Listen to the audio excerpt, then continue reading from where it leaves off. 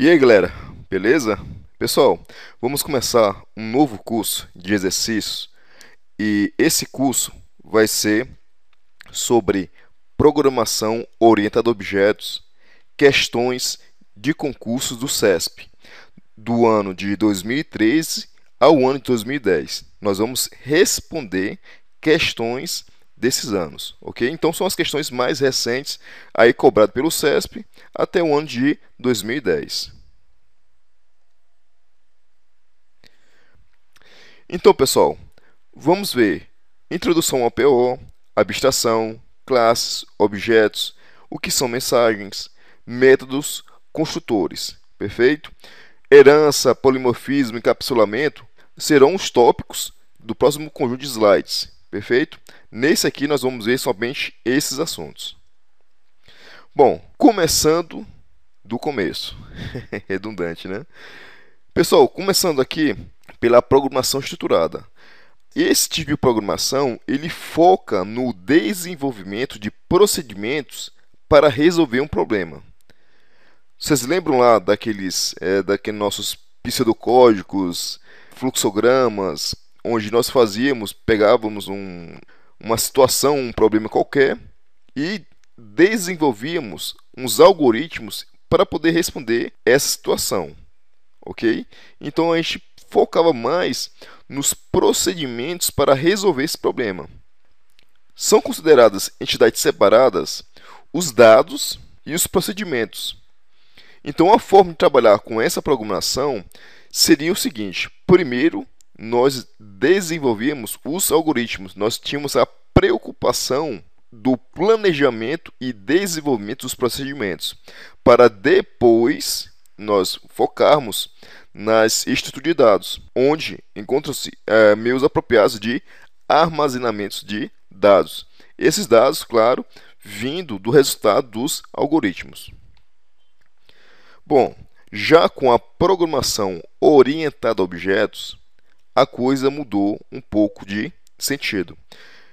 É uma nova maneira de pensar os problemas utilizando modelos organizados a partir de conceitos do mundo real. Então, nós vamos já visualizar, por exemplo, um sistema para a concessionária. Vamos ter entidades como veículo, por exemplo, motor, pneu, por aí vai.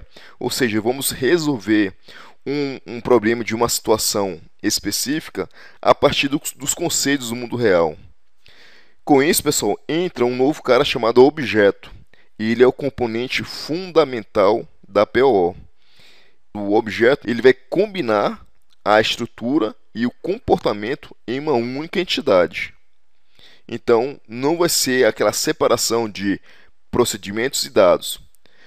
A estrutura e o comportamento estarão juntos em uma mesma entidade chamada objeto. O objeto é considerado uma entidade única e indivisível. Perfeito? Então, como que seria a forma de trabalhar com a programação orientada a objetos? Primeiro, nós vamos trabalhar os dados. Nós vamos nos preocupar com os dados. Examinam-se os dados de um contexto. Como eu falei para vocês, por exemplo, num contexto de concessionária, seria você analisar, por exemplo, o objeto veículo. Quais são os dados que eu tenho em veículo? Perfeito? E depois disso, nós vamos trabalhar os métodos. Depois vamos desenvolver as operações que vão trabalhar com esses dados que nós encontramos a partir de objetos do mundo real, de conceitos do mundo real. Então, aqui fazendo um paralelo, nós temos a programação estruturada. Nós, primeiramente, nos preocupamos com os algoritmos, para depois nos preocuparmos com a questão dos dados, que vão armazenar as informações geradas por esses procedimentos, ok? Já na PO, na programação orientada a objetos, nós vamos nos preocupar com os dados de um objeto e depois depois dessa busca dos dados que nós vamos procurar, vamos nos focar em saber quais são os métodos que vão trabalhar com esses dados. Mas eles, como eu falei para vocês, a estrutura e o comportamento, eles estão em uma unidade, que no caso é o objeto, ok?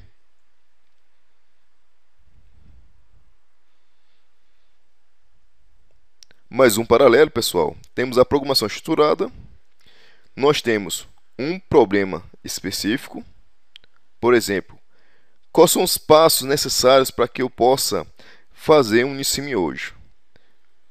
Com isso, eu vou me preocupar com os procedimentos, eu vou sair modelando vários procedimentos, até encontrar também depois os dados, quais são os dados que seriam que vão armazenar essas informações desses procedimentos, e aí eu tenho finalmente a nossa solução.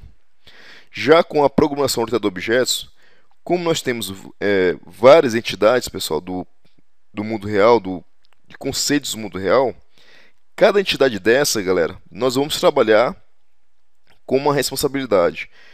Ela vai ter uma responsabilidade em relação às outras entidades, os outros objetos. E com isso você vai trabalhando por pedaço. É como se você pegasse um bolo e fizesse cada fatia, você trabalhasse cada fatia até formar o tamanho do seu bolo, até formar o bolo como um todo. E esse bolo como um todo seria a sua própria solução.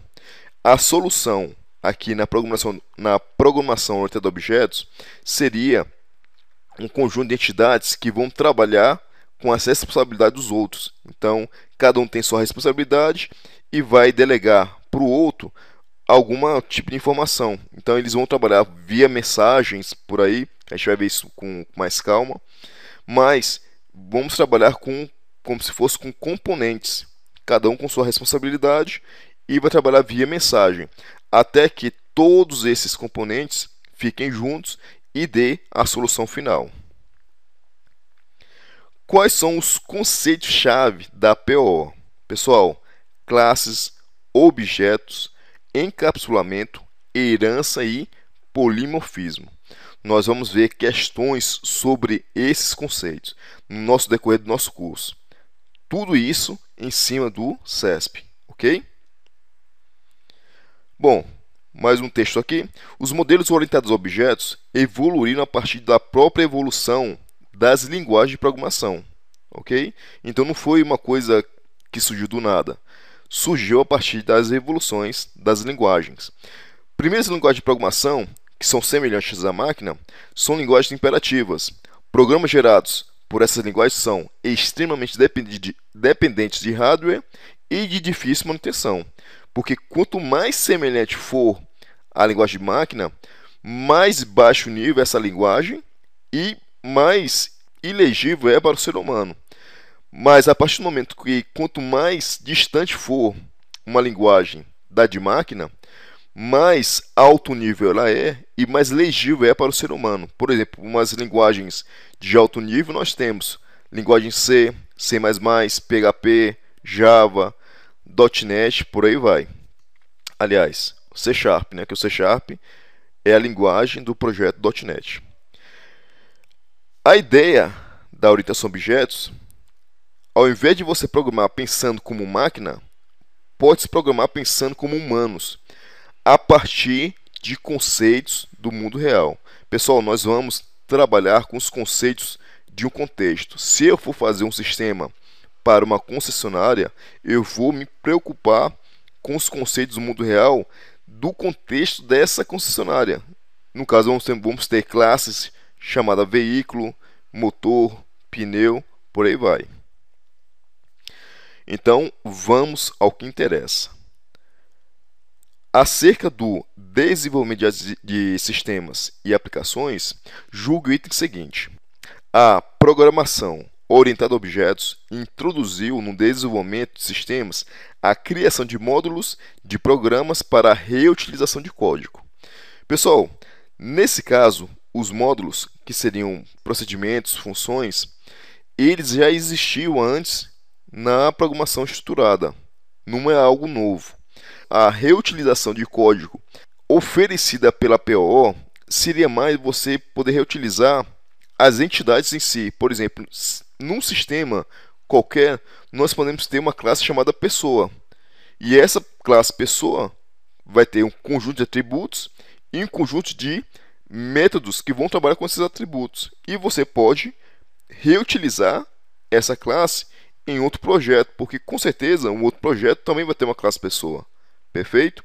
Então a reutilização da PO se dá mais no conceito de componente quase por completo.